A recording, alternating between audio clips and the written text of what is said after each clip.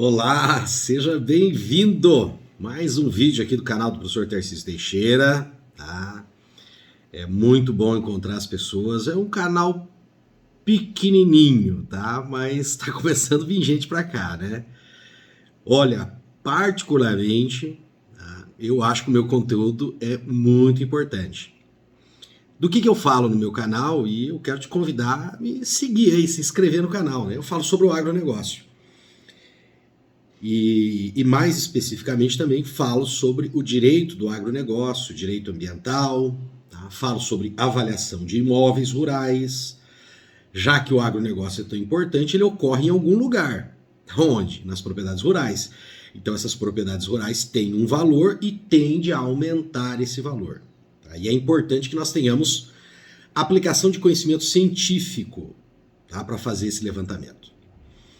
E agora eu estou fazendo uma série de vídeos sobre os segmentos da cadeia do agronegócio. Eu estou analisando o antes da porteira, o dentro da porteira e o depois da porteira.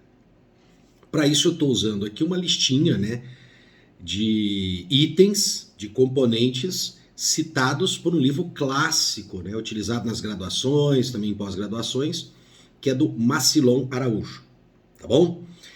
E aí nós estávamos falando sobre os insumos agropecuários. A gente já falou de máquinas, implementos, equipamentos, complementos, água e hoje a gente vai falar de energia. Sim, nós precisamos de muita energia no agronegócio. Nós precisamos de combustíveis, porque nós trabalhamos com máquinas, e energia elétrica, tá? Quando nós falamos de todos aqueles equipamentos da agroindústria que está instalada. E daí, a gente vai chegar, tá, num aspecto muito importante que o Brasil está vivendo agora, né? Estou gravando isso aqui em junho de 2022 e nós estamos passando aí por esse desequilíbrio nos preços dos combustíveis. Mas a economia é assim mesmo, tá, gente? Ter fórmula mágica para a economia não tem como, porque como nós falamos de uma economia globalizada, fenômenos internacionais vão ocorrer que fogem do controle do Brasil, né, da economia interna. Nem mesmo os americanos têm esse poder de controlar, né? Por mais que eles possam tentar intervir na economia mundial, não tem todo esse poder. Por exemplo, os americanos gostariam de mandar na União Soviética e na China? Gostariam, mas não mandam, né? E o Brasil, muito menos ainda.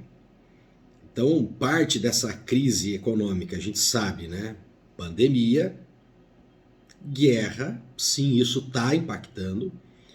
Inflação, parte dessa inflação vem da pandemia, vem da guerra, mas também vem de algumas medidas econômicas que o governo atual, que o executivo da União tomou, né? O presidente e os seus ministros.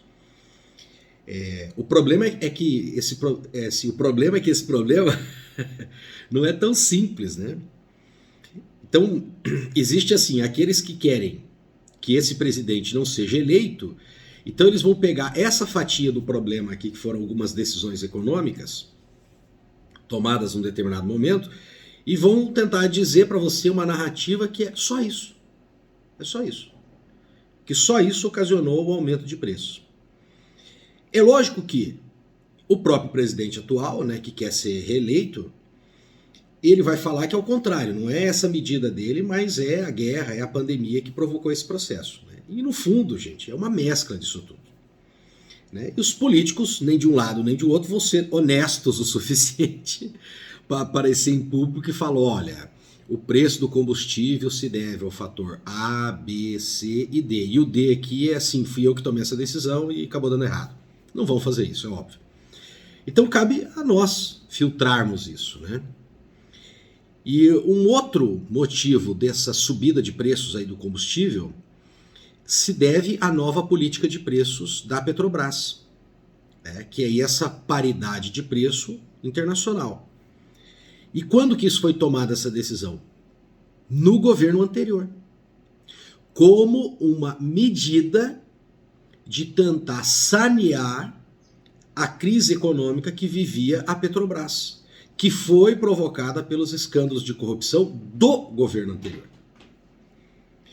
Então, essa questão do preço hoje dos combustíveis, né, e no caso do agronegócio, impacta diretamente o preço do diesel, né, porque essas máquinas elas consomem diesel, ele se deve a uma série de fatores. Então você vai resgatar, né, se você for puxar mesmo, você vai ter medidas que foram tomadas pelo Lula, num determinado momento, continuadas pela Dilma, algumas medidas saneadoras que foram tentadas pelo Michel Temer, mas que vai refletir depois, porque o próprio Michel Temer não tinha como ter ali uma bola de cristal e olhar e falar, olha, aqui vai acontecer uma guerra entre Rússia e Ucrânia, nós vamos ter uma pandemia, não tem como se prever isso. Acontece que aquela medida impactou de um jeito diferente por causa da guerra e da pandemia. E também tem algumas decisões, né, como as decisões que foram tomadas no início do governo Bolsonaro, em relação à taxa de juros.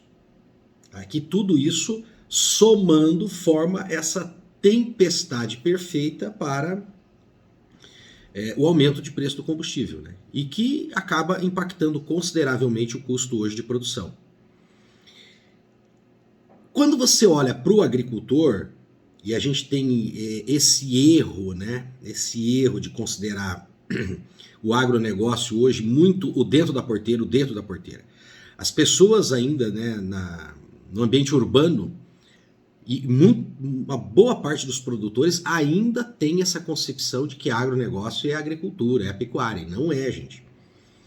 O grande volume de dinheiro, inclusive, ele circula no antes da porteira e depois da porteira. E aí, esse preço do combustível vai impactar ali naquelas máquinas, no custo de produção da agricultura, vai.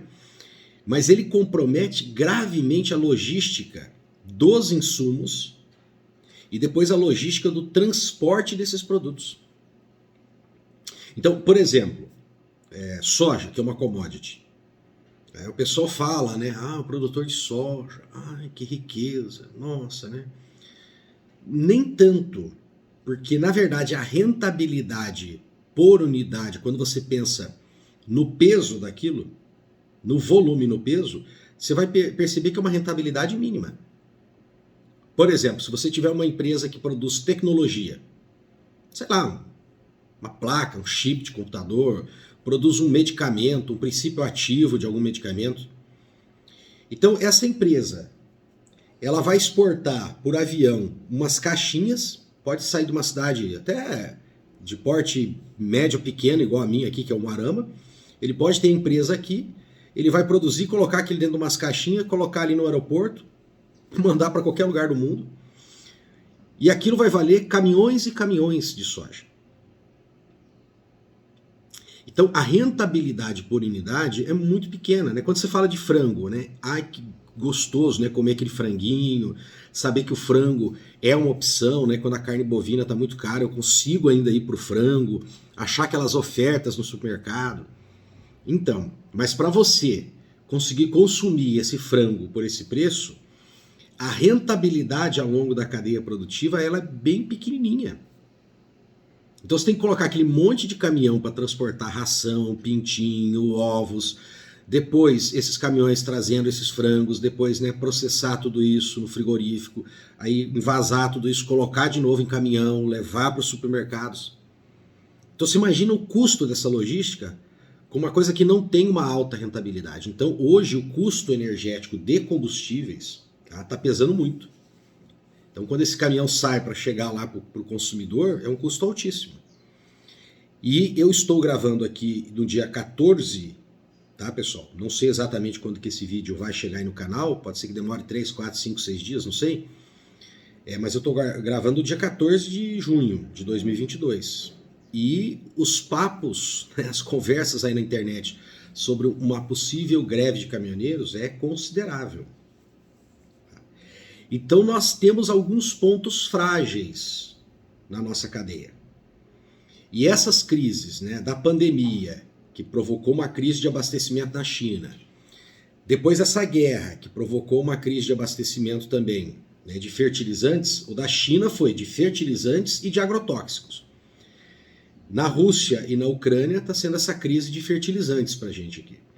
Então está mostrando pontos frágeis que o Brasil tem que se aprimorar e buscar alternativas.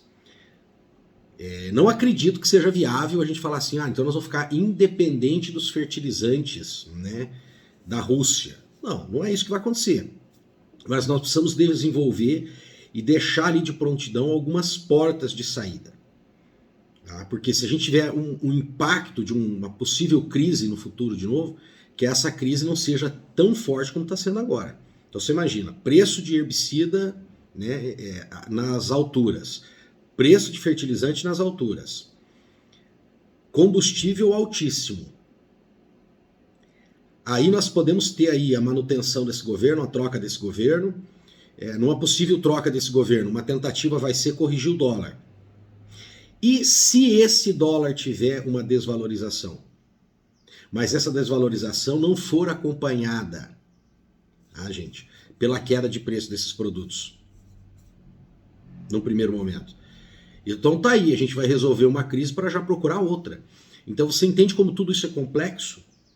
Então nós temos que montar, reestruturar a nossa estrutura aqui, né, de produção de fertilizantes no Brasil. Nós temos que pensar muito nessa questão energética a médio e longo prazo. E quando se fala de médio e longo prazo, provavelmente não é o diesel de petróleo. A gente tem que pensar, né, em aumentar essa fatia de biodiesel, tá, para o nosso transporte, para as nossas máquinas agrícolas. E também nós temos a questão da nossa energia elétrica, que ainda nós estamos com uma dependência muito grande de hidrelétricas, que estão suscetíveis, tá, a essas instabilidades climáticas e, consequentemente, instabilidades hídricas. Então, já tentaram colar, né, esse problema, colocar esse carimbo aí no Fernando Henrique, né, daquela questão do apagão. Aí o Lula passou um pouco mais tranquilo com isso, Dilma teve problemas, tá? E agora o atual presidente, o presidente Bolsonaro, também, né, entre tantos problemas que se enfrenta, vem essa possibilidade de uma crise hídrica e que vai impactar o fornecimento de energia. Então o Brasil também tem que aprimorar, acelerar, a tecnologia está aí. O Brasil poderia, né, algumas décadas atrás, ter se tornado uma liderança na produção de energia solar, deixou esse bonde passar. A China absorveu mais essa indústria mundial aí, nós importamos muito. Talvez seja uma realidade que não compensa mais mexer agora, mas nós deveríamos estar com um programa de incentivo.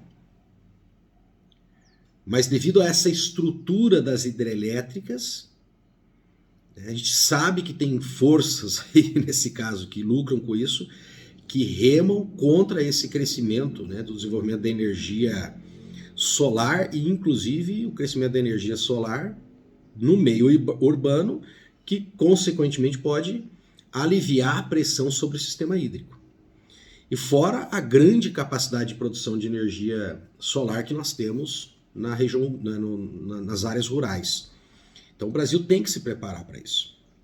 Cada vez mais nós temos que migrar as nossas máquinas para biocombustível e também nós temos que migrar as nossas máquinas para energia elétrica. E para isso a gente precisa produzir essa energia elétrica, de preferência, né, abandonando a matriz hídrica e partindo para, por enquanto, a matriz solar. Eu acho que essa está mais fácil pela sua estrutura, pela sua facilidade, por uma questão de porte, e é evidente que também a matriz eólica no segundo momento. Tá? Então fica aqui mais essa aulinha, tá, pessoal, sobre esses elementos da cadeia, a importância de cada um deles e as possibilidades que nós temos de tornar o nosso agronegócio mais eficiente ambientalmente e economicamente. Espero que você goste, deixe o seu like, compartilhe, tá? Nós vamos fazer uma playlist especial sobre isso. Então, se você um dia quiser, né, tiver aí fazendo alguma atividade, você está fazendo alguma coisa na sua casa, está limpando, está na cozinha, e quer ouvir toda essa playlist, você pode colocar ali a playlist para você ouvir e eu vou comentar cada um desses elementos, tá, pessoal, das cadeias produtivas antes, dentro e depois da porteira, beleza? Muito obrigado pela sua audiência e um grande abraço. Até o próximo vídeo.